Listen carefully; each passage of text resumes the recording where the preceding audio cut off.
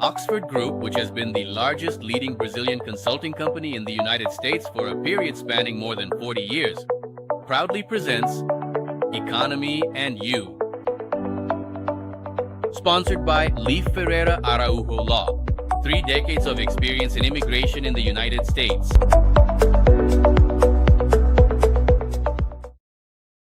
Good evening, dear listeners. Today we have a special program dedicated especially to you, the entrepreneur. We have with us on our program LUIZ BIRMAN, an expert who will explain to us, because he practices it every day, what is the best way to use our time effectively to build active, productive relationships that bring results to our business. BIRMAN, thank you very much for being on our program.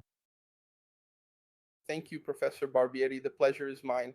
It's a privilege to be here with you today and with all the listeners who honor us with their presence. BIRMAN, you are a multifaceted person. You are active in every field, in all areas, with companies operating in various sectors of our industry.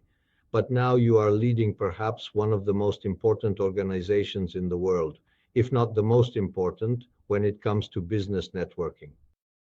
Before we talk about LIDE itself, what led you, through your life experiences, to become a writer who authored a wonderful book, which I'd like you to give us a briefing about, called Cartão de Débito, which I have the honor of having received from your own hands? And from this book, I'd like to start asking some questions that will interest our listeners.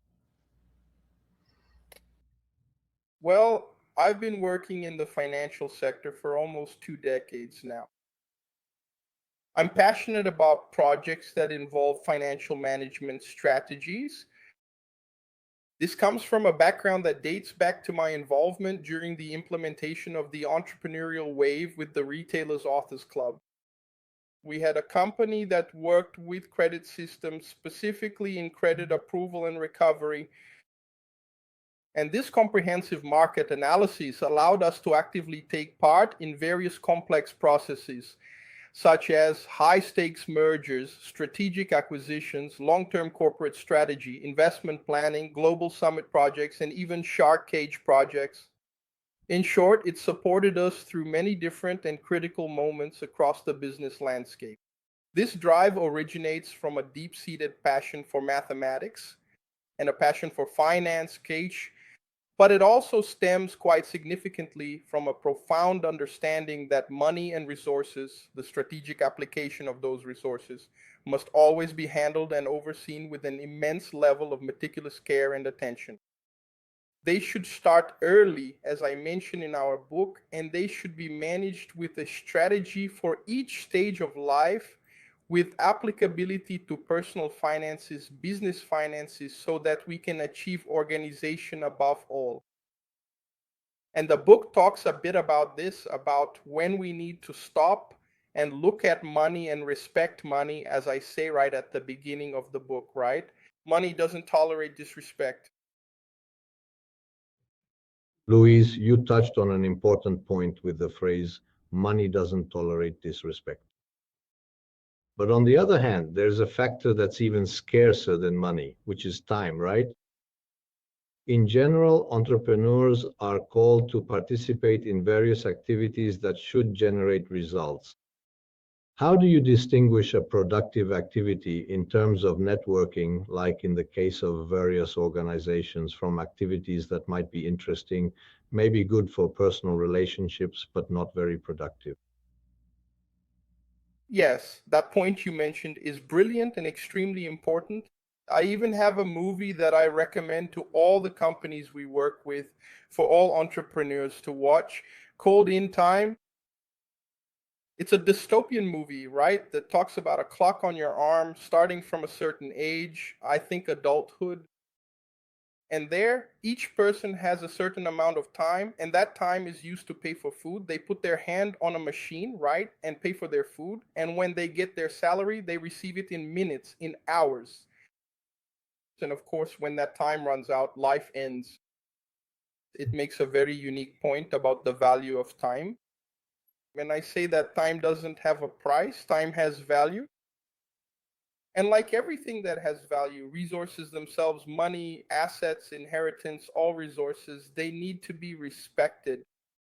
And if there is something in our lives that has even more value to us that needs to be respected as such, it is precisely time. When you live in the world of entrepreneurship and business, there are countless invitations to events, social gatherings, and demands for your presence.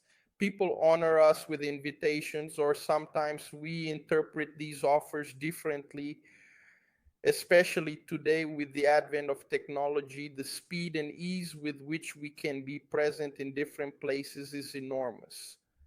You end up stopping to analyze, to sift through where you should be, where you want to be, and where you truly, literally want to invest your time. I say that time has to be well invested, and maybe that's one of the main reasons that makes me feel satisfied today and that drew me to be part of LEAD. It's precisely because of the respect that LEAD has for the time of companies and entrepreneurs during its meetings and events, always aiming to deliver something meaningful with a very intentional and assertive approach. So that time is truly well spent. Let's break this down into two parts now. First, a lot of people know LEAD, but some people don't. Give us a quick briefing, making good use of our time, about what LEAD is in all its grandeur and magnitude, in terms of entities, the number of them, where they're located everywhere, and then we'll get into a bit more about how LEAD operates. Okay, it would be my pleasure. LEAD is an institution that started in Sao Paulo with the LEAD House, founded by former Governor Doria, a businessman with great vision, remarkable business acumen, market foresight, and recognized political presence.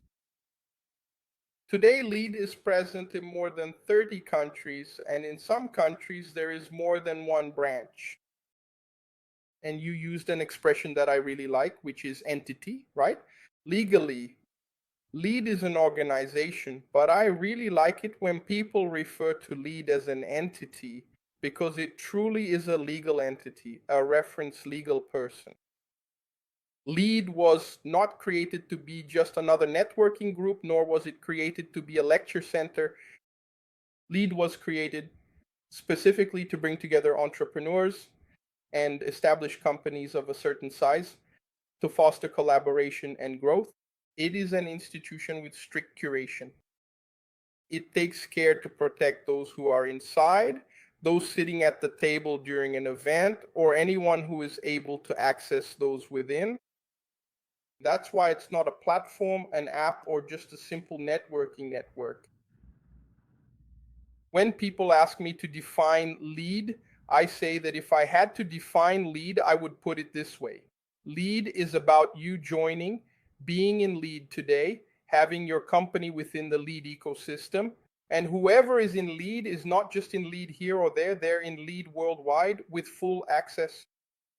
But being in LEAD means no longer being just an observer of a particular market or segment and becoming a co-creator, a co-protagonist. It's about sitting at the table alongside the people who are going to define the future of the segment you work in. And that's where your assertiveness comes from. That's where your curation comes from. That's why you care about who is inside the institution, the organization. And that's why the entity is a reference for major companies. When you go to a state or a country, you'll easily notice that the largest companies from the most diverse sectors seek to be part of LEAD precisely because of this valuable and careful interconnection that LEAD provides. Andino, coming back to the topic of LEAD's structuring, the main reason for someone to be in LEAD then isn't to attend a lecture. It's not to eat a cookie with a friend next to you, have a drink at the end of the afternoon, or a coffee. Here in the United States, we have a very clear perspective. You go to a place to do business, right? In Brazil, you often hear that thing, no, I'm not here to do business, it's to make friends and all that. Is the focus of LEAD to generate business? Is that it? Yes, the focus of LEAD is, in short, during its meetings to present some topic or something innovative or an opportunity that some large company from a certain sector might bring, right? Just today, we had a meeting that discussed the construction and real estate sector with a company that manages very strong accounts from the largest chains in the United States, focused on providing investments to serve these companies and generate profitability through leasing. LEAD meetings use key themes and business opportunities.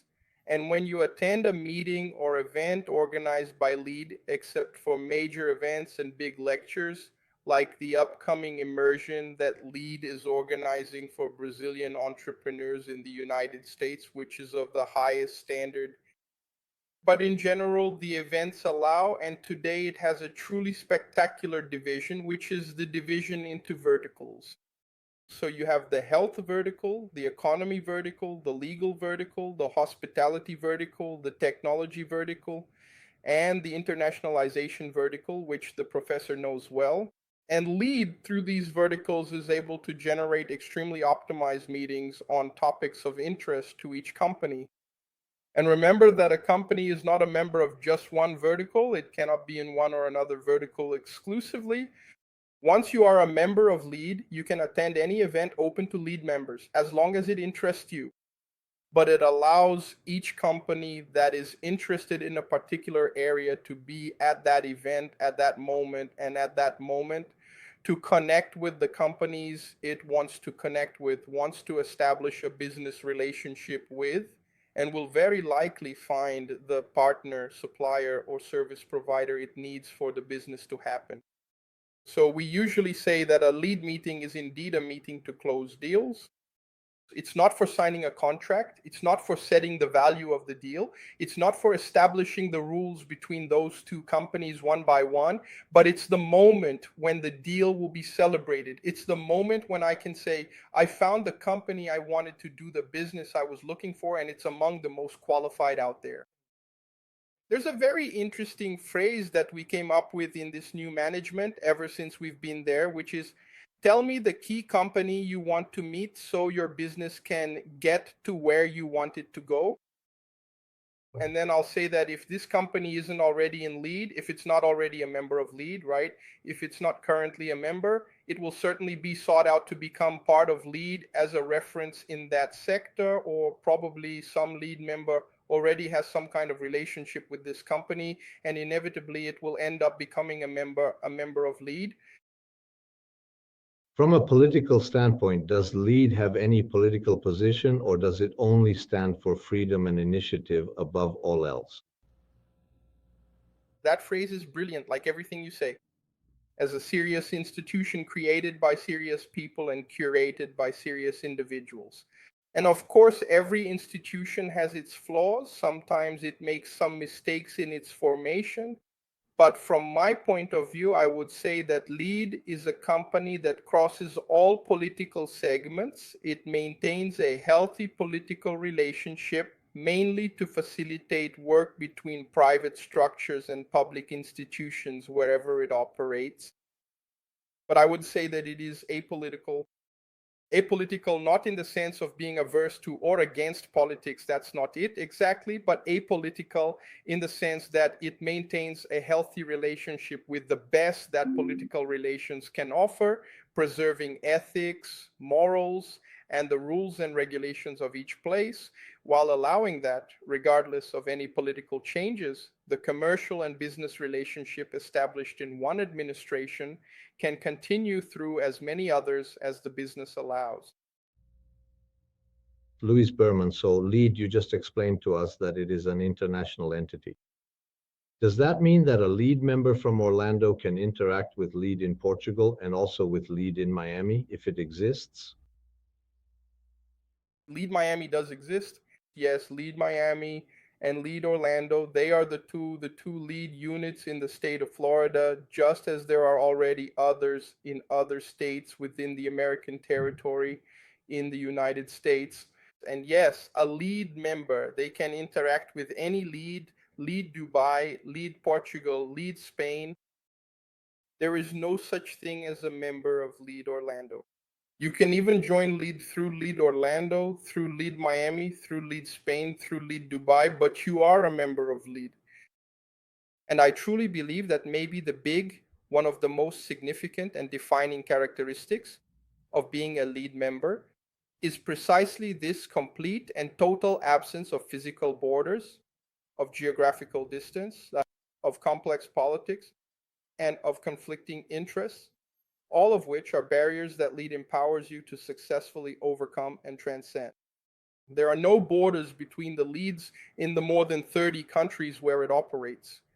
Today, if you need to do business with a country and you need to find a company, a supplier, or a partner that you know is there, I would say that if you are a LIDE member, the first thing you should do, and certainly anyone who is a LIDE member would already do this, is to find out if there is a LIDE in that location, who the president of that LIDE is, who the person in charge of that LIDE is. Because if that company is good and reputable, and if there is a LIDE in that place, it will look for a company that is part of it, because that's where the reference will be.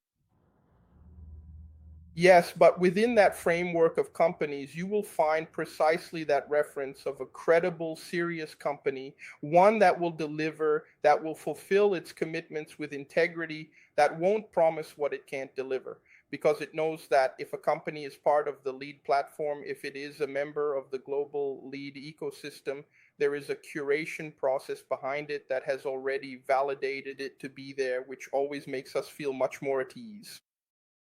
You've mentioned for the second time now this extremely important term, which is curation. How does LIDE's curation process work? Why is it so important, this credibility that LIDE has when recommending or facilitating the relationship between two companies? LIDE, as an institution, has an absolute concern. One of its main axioms, its landmarks, is to take care. First, before allowing someone to become a member of LIDE, they must first be referred by an existing member, or sought out by a member, or approached by a head of a vertical, or by the board of directors, or by the council as a company that we want to have there, or that someone wants to be part of. So there is already an initial reference, which is the introduction. After that is done, an analysis of that company is carried out through documents and information requested from the owners of the company, or from those responsible who will represent the company within the ecosystem, to ensure that what the company promises to deliver commercially is exactly what it will deliver when approached. This work is not done only when a company joins. There is also a curation process, which we call background curation, right? A curation of continuous analysis of each company, of each business, to understand. And of course, we don't get into the invasive sphere of the business dealings that take place between the companies. Okay? Sorry. But we make it a point to continuously analyze this company and check its positioning in the market, not only to deliver what it is seeking from LIDE, but also to know whether it is delivering what it promised to deliver through LIDE. Great. That's what curation is, and it's exactly what keeps this sense of security alive, so that when someone looks for a LIDE company, even if they're not a LIDE member, right? I've seen it several times, and honestly, sometimes I've heard some companies say, I'm not a LIDE member, but I only do business, or I try to do business with companies that are part of the LIDE ecosystem. Why is that? Because they know that besides having the major players in that segment, these are companies that have compliance, rules, regulations, and ethics as the foundation for everything they do. They put these principles ahead of anything else, and they take precautions that many times even smaller companies, because of their size, end up not having the same standards, I would say. I'll ask you for 15 seconds for our commercial break, and we'll be right back. For over 20 years, the law firm Leaf Ferreira de Araujo has been providing high-quality, customized services to professionals, entrepreneurs, and investors coming to the United States. They also represent with excellence companies employing foreigners on a temporary or permanent basis. We understand that each client's case is unique and requires a specific approach. We maintain clear and objective communication with our clients. Contact us to find out more. leaflaw.com. Berna, we're back here. Today's topic, we're going to talk about, well, we're talking about networking. You have an incubator among so many other businesses, right? How do you see networking for a company based on your own experience as an incubator of successful businesses here in the United States? Yeah, I often find myself saying that there's a very specific and powerful phrase I first learned from Dr. Ivan Misner, who is the esteemed founder of the BNI organization, which I have the distinct privilege of, well, I truly have the great privilege of being a part of today. And I previously had the privilege for 2 full years of being very active within that organization. He has a very precious saying that he shares. Our daily actions speak so incredibly loudly that we cannot hear the words being spoken, right? Your actions speak so loudly that I can't hear the sound of your voice. Networking is maybe it's the big secret behind why things actually happen, right? And I really learned a lot about this within BNI International. Yeah, if we stop to think about it, our first job comes from networking. It's a family member who introduced you, your father or mother, or you work with family or with friends, but it comes from networking. If we ask 100 people, it's unlikely, maybe 99 of them will say, no, it was a friend, someone who referred me, and so on. All of that is networking. What we need to know how to differentiate today, and as so rightly pointed out about the issue of time, is having a network that makes the best use of our time.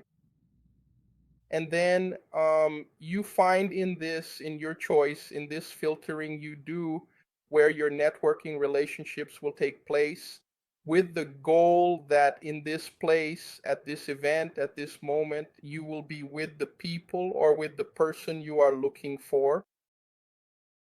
As a founder and manager of an incubator, we work with 8 distinct strategic vectors.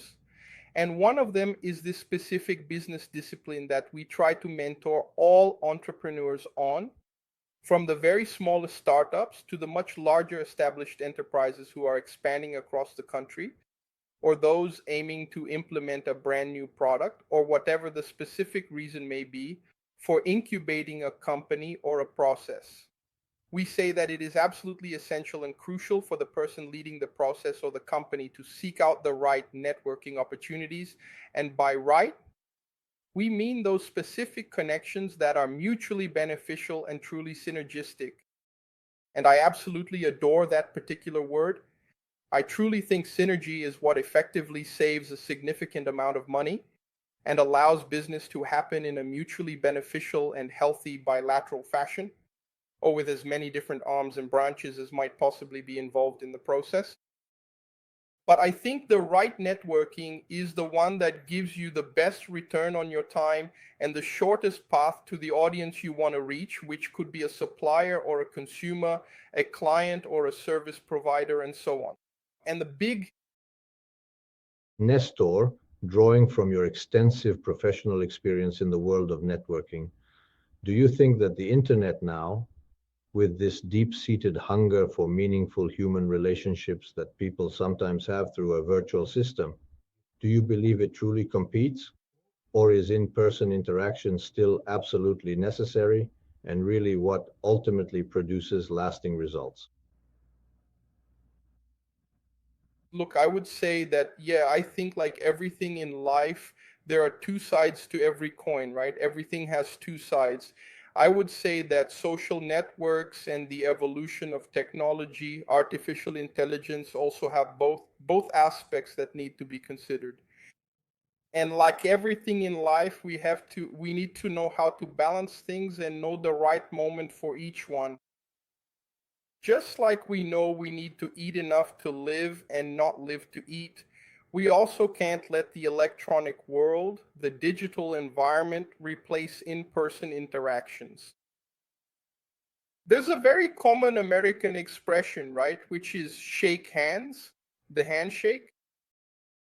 Even though for a while there was some resistance to this touch, this act of contact, due to some absurd fears. Let's not get into that now.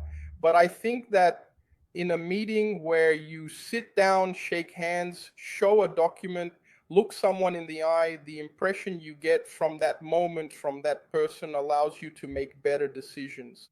But when we are thinking deeply about the complex model of modern business globalization and the strategic optimization of both time and costs, it's remarkably clear that the immense benefit of technological networking and digital connectivity, like exactly what we're doing right now, for example, through a high definition camera using a sophisticated electronic tool, is essential.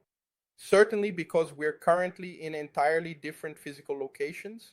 If it weren't for this incredible resource, we might not be able to produce this high quality content today, nor would it ever reach the unprecedented level of global reach and impact that we truly hope it will achieve in the future. So I don't think technology is bad, quite the opposite. I think it's an ally, but it's an ally that needs to be used wisely.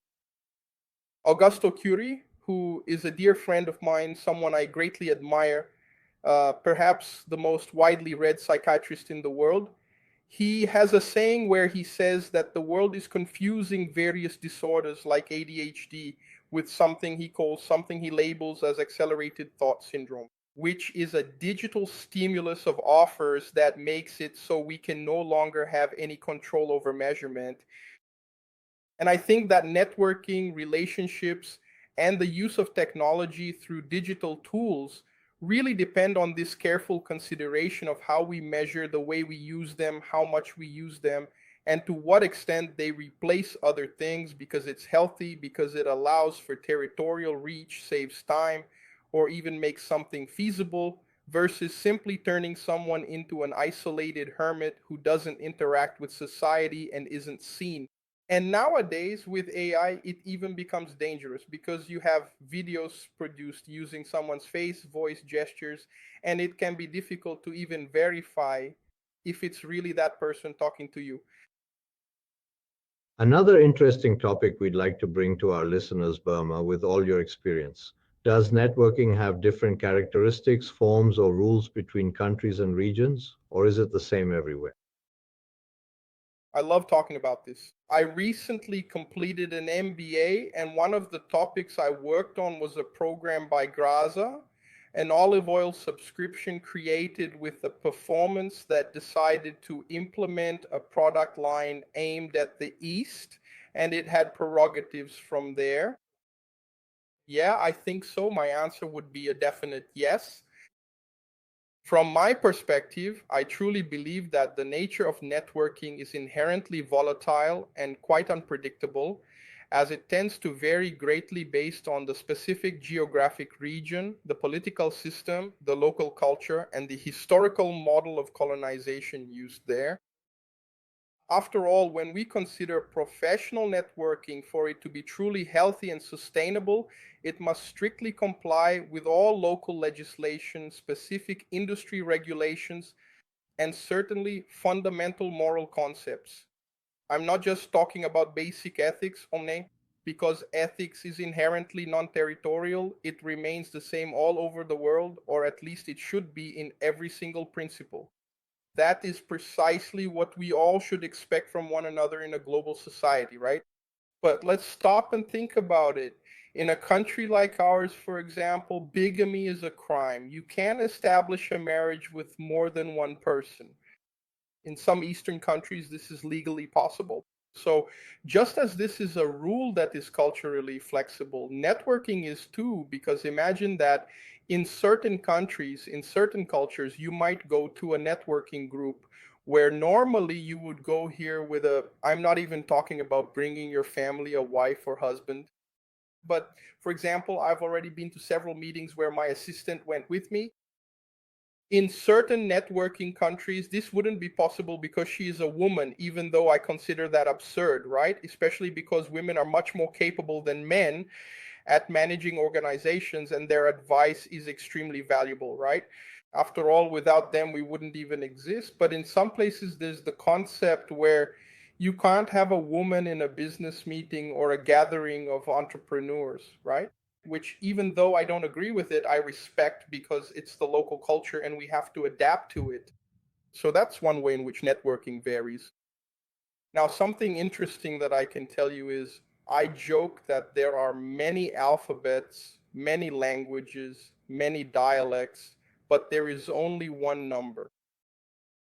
And when we talk about numbers, and I really like a saying, anyone who knows me knows I talk about this a lot, and I even mention it in the book, which is numbers don't lie and they don't apologize.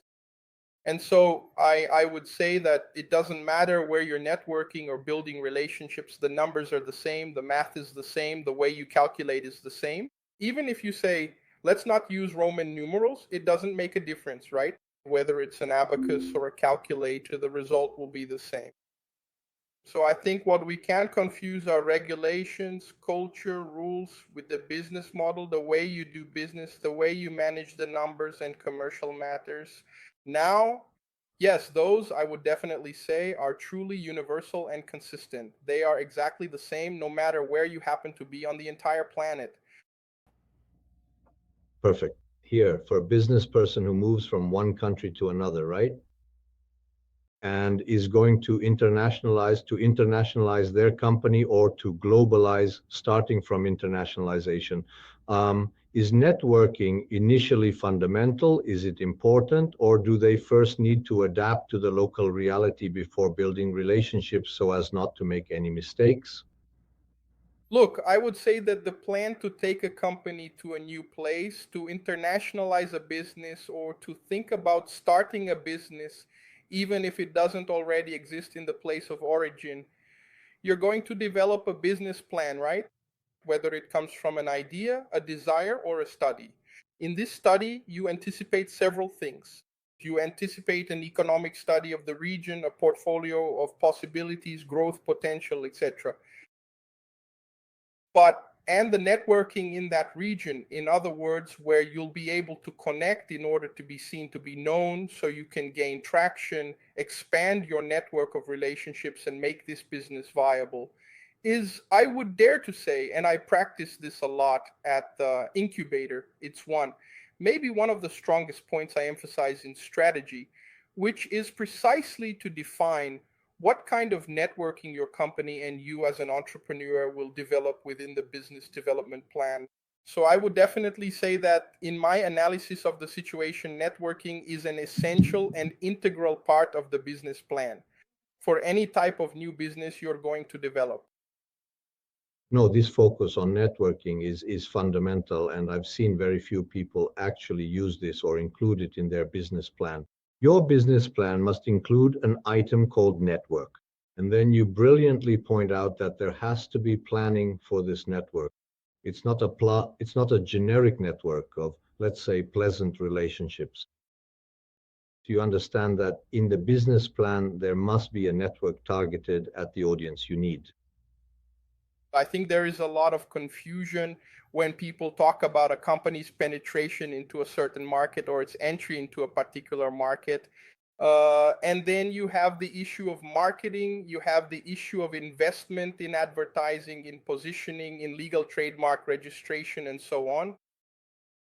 Networking should be viewed by three departments within the company.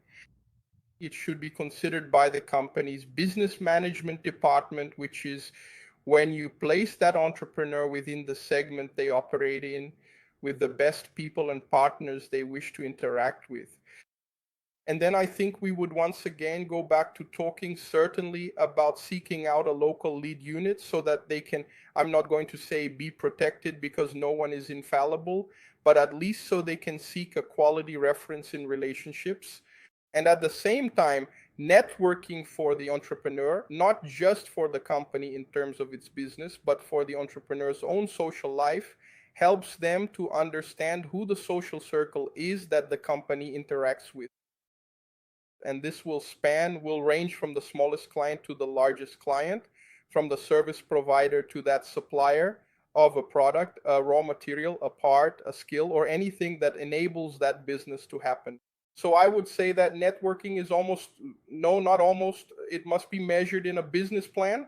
It should even have a budget within the business plan for choosing the best networking opportunities that the company, its entrepreneurs, its representatives, supervisors, sales teams, directors, in short, respecting the proportions according to the size of each company so that it can truly position itself in the market.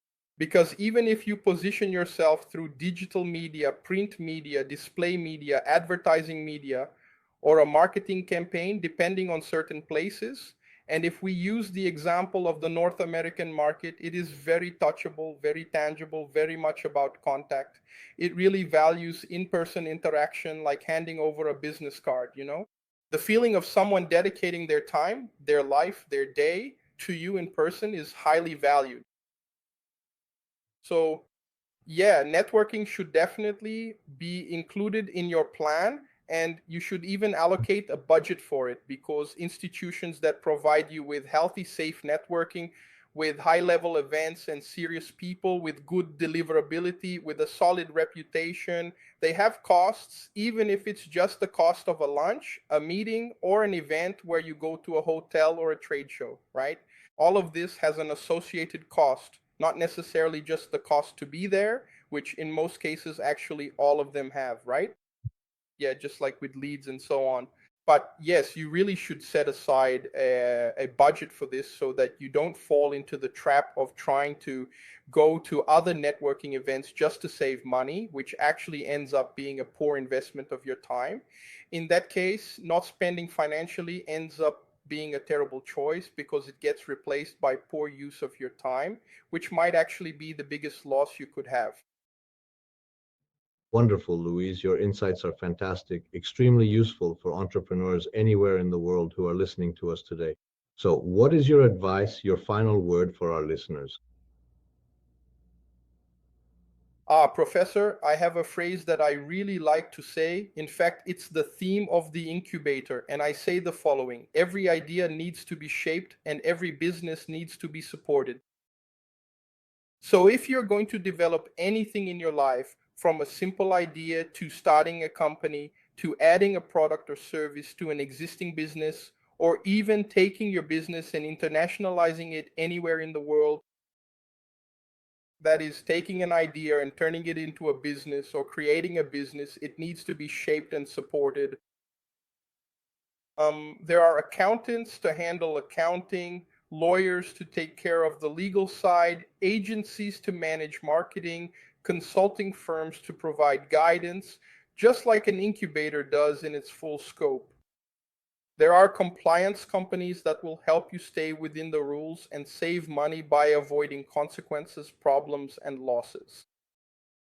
For each of these areas, there is a professional, and these dedicated professionals from all different fields absolutely need to be extremely respected, be deeply valued, and never ever should anyone in our society even think about trying to replace them with something else. Um, it's essential for a good business plan, from a simple idea to the expansion of a large company, to measure the costs of each of these vectors so that the process can happen in an organized, legal, measured, and planned way, and then the results will follow. So if I have to give someone a piece of advice, it's this: don't try to replace the role of service providers. If you think it's too expensive, look for someone else. If you feel it's not in sync with what you believe or the way you think, look for someone else, but always make sure to have by your side a company, a consultancy, a mentor, a professional, an accountant, a lawyer, an economist, a marketing expert, or someone from that specific niche you work in, so they can give you the confidence that your business will thrive. And if the idea is good, if the business is properly supported, it will grow, it will prosper. It's a matter of time, and time is outlined in a business plan, but it needs to be monitored and guided by qualified people. And so I always say, make good choices, analyze things thoroughly, and then yes, technology, networks, the virtual world today, artificial intelligence, if you can even call it artificial intelligence, I'm not sure that's the right name, can indeed help you analyze who these people are, who these providers are, who these professionals are, that are offering services so that you can make more assertive decisions and have good people by your side to walk this path you're mapping out, which is often the dream of many people. And so I can confidently tell you, look for an incubator in the area where you are, whether it's ours or another one, and try to surround yourself with people who have already been accredited by a respected institution like LEED, for example. Wonderful. LUIZ Lieberman brought us here, Birman, sorry. LUIZ Birman gave us a lesson here on how to develop your business by leveraging networking and, above all, by using your own intelligence. Artificial intelligence is useful, but it's your own intelligence that will make the process successful. We hope to have you with us in our upcoming programs. Surely each of us will be able to reflect on what we heard today and re-watch the program if necessary, because these are lessons we keep for our entire lives and are essential for our success. Good night to everyone.